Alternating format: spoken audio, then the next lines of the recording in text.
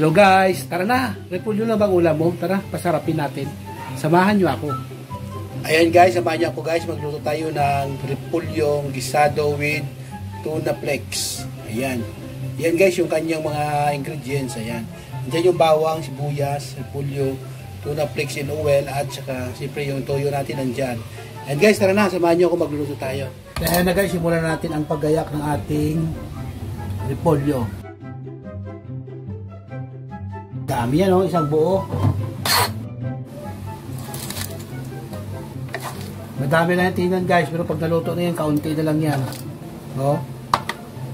At ito guys, yung ating dalawang sibuyas, ang ating bawang, slice na natin. At ayan na guys, gayak ng ating repolyo. Ayan.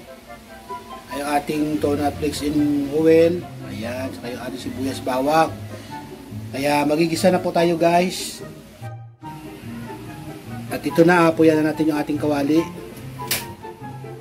Ayan, sure natin kung may apoy na. Baka mamaya sige lang ako salita, hindi pa pala naapoyan. Kasi nakakalimutan ko. Dahil mainit na nga yung ating kawali, maglalagay na tayo ng mantika. Ayan, kunti lang mantika nilagay ko. Yung kawali, pwede na tayo guys, mag-start mag-isa. Una natin sa bawang.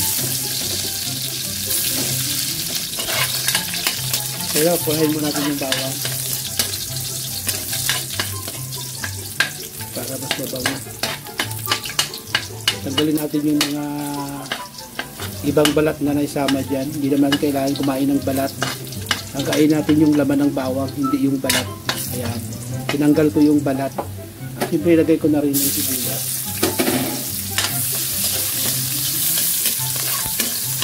Ating tuna. Sama ko na yung sabaw. Kaya ang sabaw, ipreso din yan. Ilang kunting tuyo. Tama na natin dyan muna, kunti muna. Ihalo natin. Siyempre pwede natin ilagay ang ating gulay. Ayan. Dami guys, no? Madami lang yan tingnan kasi hilaw pa. So pag naluto na yan guys, kunti na lang yan. Hindi tayo guys maglalagay ng tubig guys. Sapat na yung tubig ng gulay makaluto para. At ayan guys, balikan natin yung ating niluluto guys. Check natin.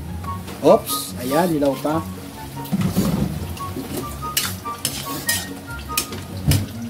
Diba? Sabi ko sa inyo, wag na lagyan ng tubig kasi yung ating gulay na repolyo ay may sariling tubig. Kaya sapat na yung kanyang tubig para maluto yung ating gulay na repolyo.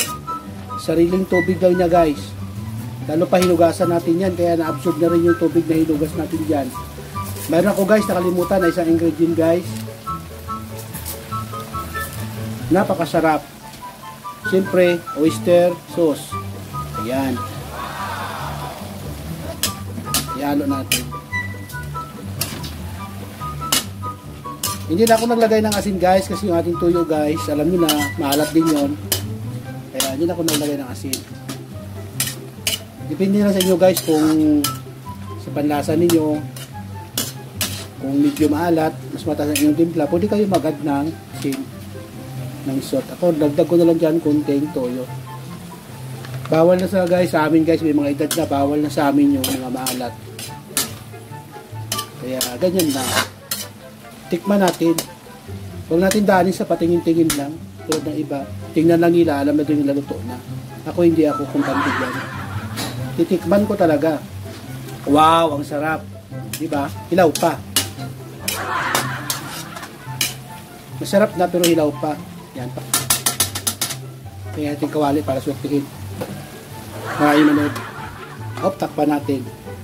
Ayan guys, medyo susal na aking kawali guys, no? Yun. Bubog na yung aking takip. Ayan guys, check natin uli. Oops, ayan, hilaw pa uli. Isang halo na lang. At ayan na guys, luto na po ito ang ating repolyo with tuna flakes and oyster sauce. Ayan, humaba na tuloy yung title.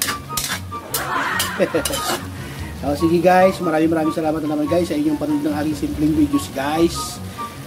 Huwag niyo pong kalimutan yung aking account name, Roland Bucani sa FB Reels. At syempre dito sa aking YouTube channel, follow niyo ako, subscribe niyo ako, Tikal Amugid. Maraming salamat po sa lahat ng mga nag-follows na po sa akin. Sa mga hindi pa nag-follows o nag-subscribe, buti nga sa inyo. Joke lang. Follow mo po ako guys, subscribe, like, and share. Maraming salamat po at God bless us po sa inyong lahat. Love you all.